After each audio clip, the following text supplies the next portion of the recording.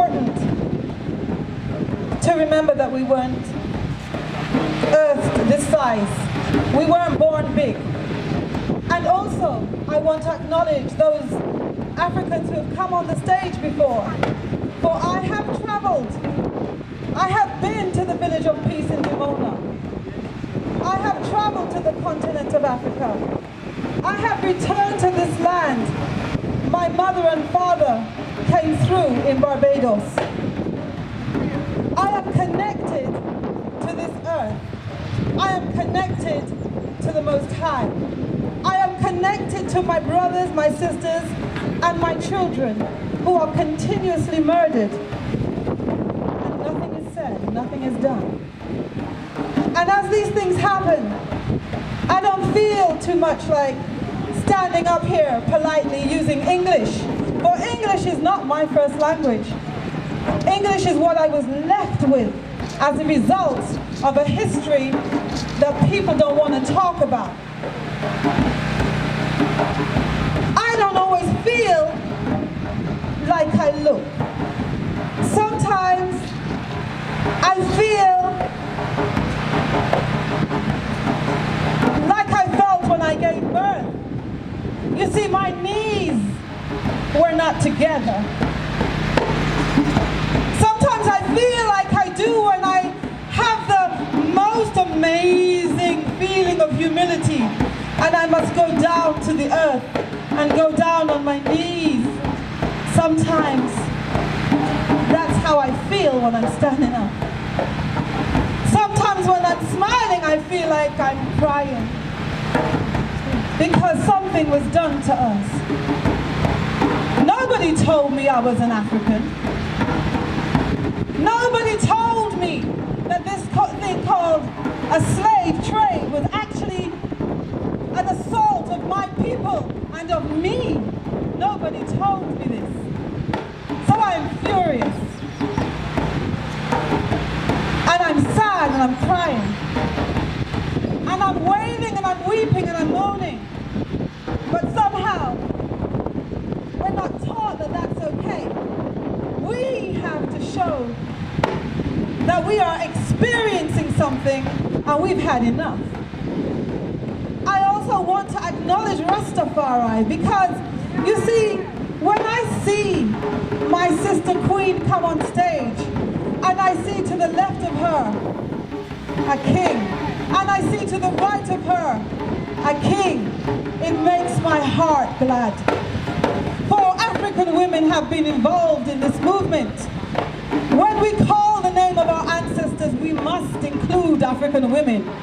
For men did not birth themselves, neither do they feed themselves, neither do they pray over themselves, neither do they stroke themselves, neither do they vomit when we vomit, neither do they birth when we birth.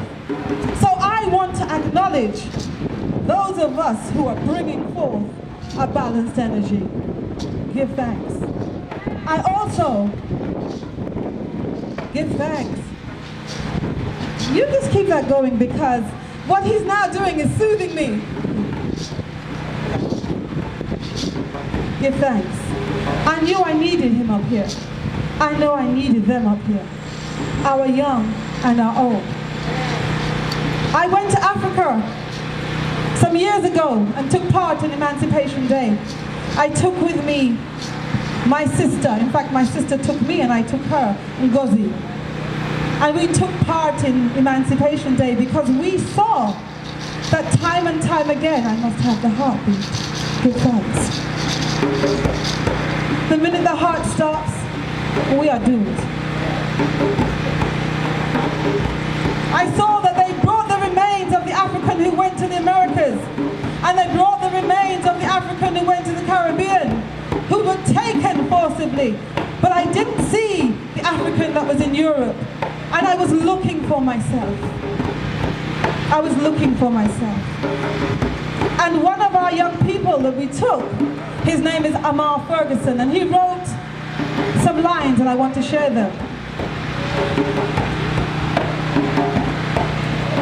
Although we come from different parts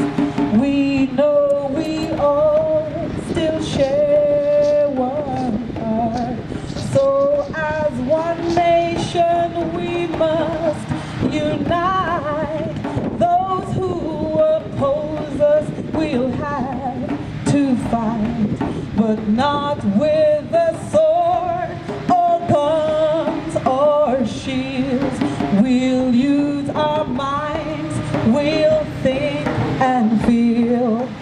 We must take our power back. We are not Western, we're African and black. I bring that because I was not told I was African.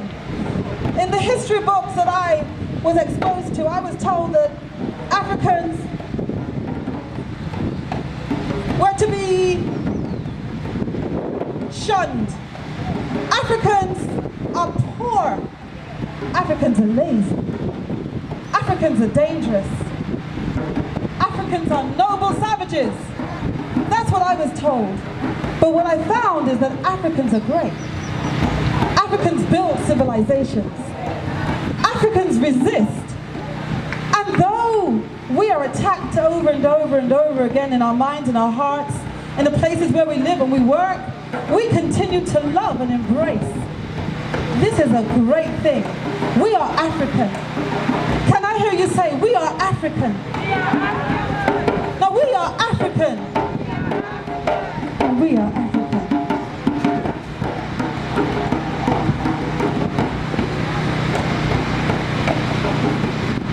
Now, because English is not my first language, I have taken the chance to speak to you in a tongue other than the one I was given.